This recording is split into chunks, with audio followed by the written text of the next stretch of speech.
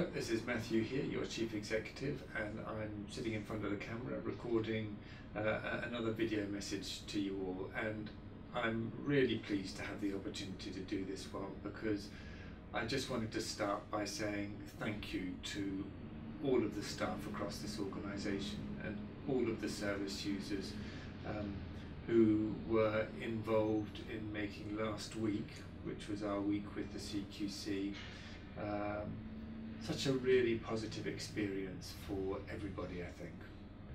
I wanted to go on and give you a little bit of a debrief as we had from the CQC inspectors on Friday last.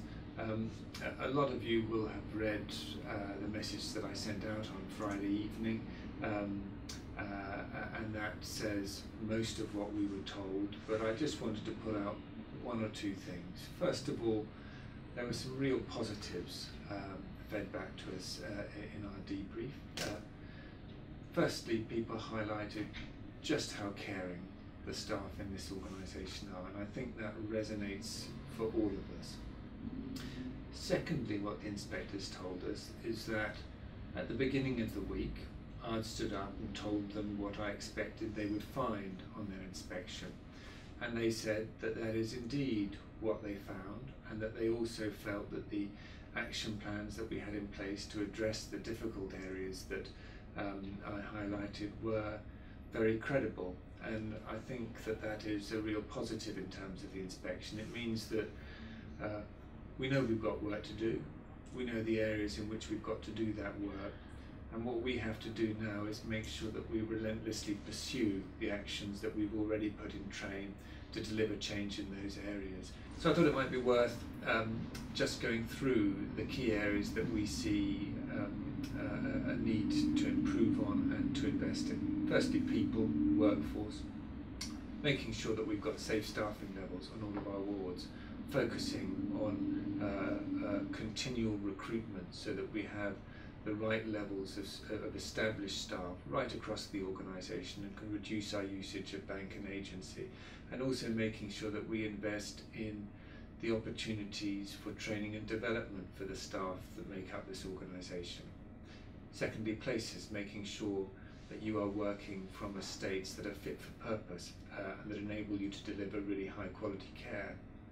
Thirdly, having the kit and information, the IT's backup that you need to do your jobs properly.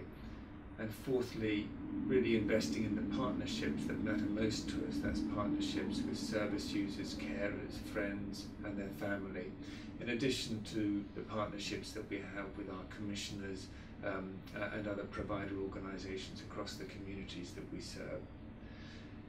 And next, quality. Over the next year to 18 months, we will be investing heavily in ensuring that all of our staff across the organisation have the expertise and knowledge to drive quality improvement programmes from frontline wards right up to central services. So if we think of the sorts of quality improvement programmes that we will be pursuing, first of all, violence reduction. Many of you will know that we're going to be rolling out our 4 Steps to Safety programme across the organisation, and this is to reduce levels of violence in the ward.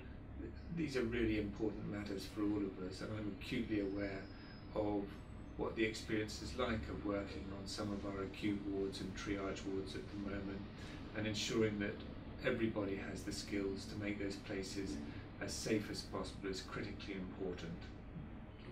We know we've also got problems with care planning across the organisation. It's superb in some areas, in other areas realistically it's a bit patchy, and that's also a challenge for us as an organisation to make sure that right across the organisation we are delivering to the top of our game, which is not easy for an organisation of this size and complexity, but I think it is something that we should be aspiring to.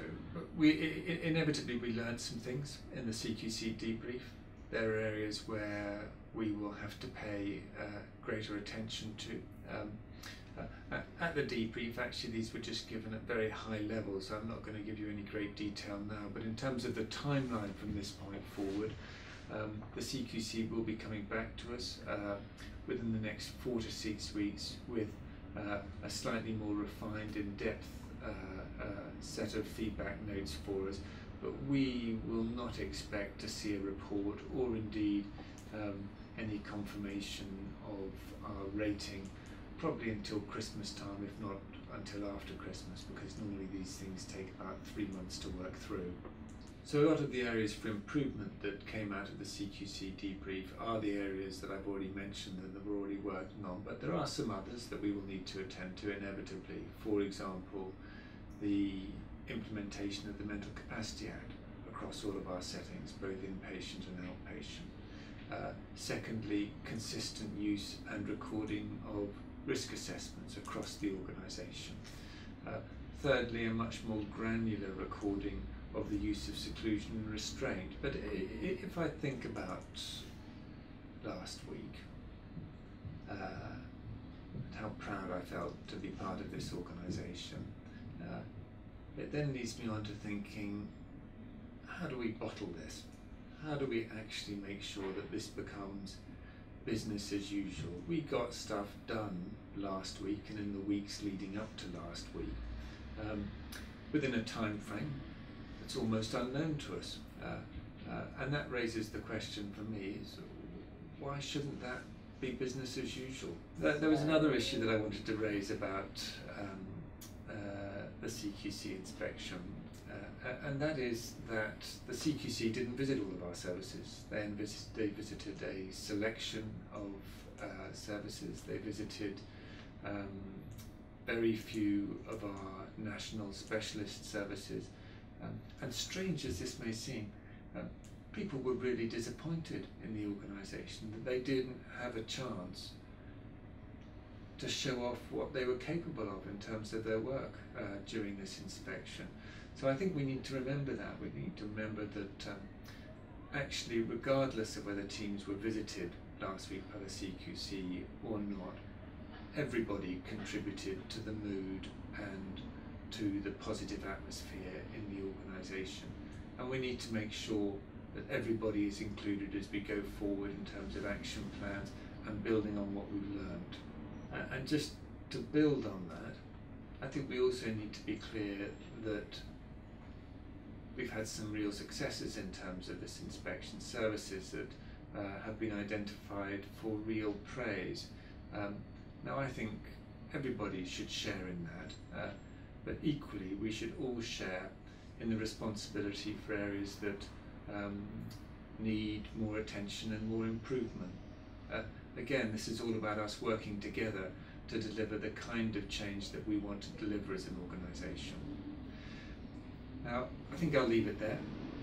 I think, I don't actually know if it comes across on camera, but I'm not immensely comfortable talking to a camera lens. It's not my natural comfort zone, but I really did welcome the opportunity today to talk to people and just to share with people how positive I felt about last week and about being a member of this organisation and being a part of the staff group that can work in such a collaborative and such an energetic and such a positive way. So thank you all very much indeed.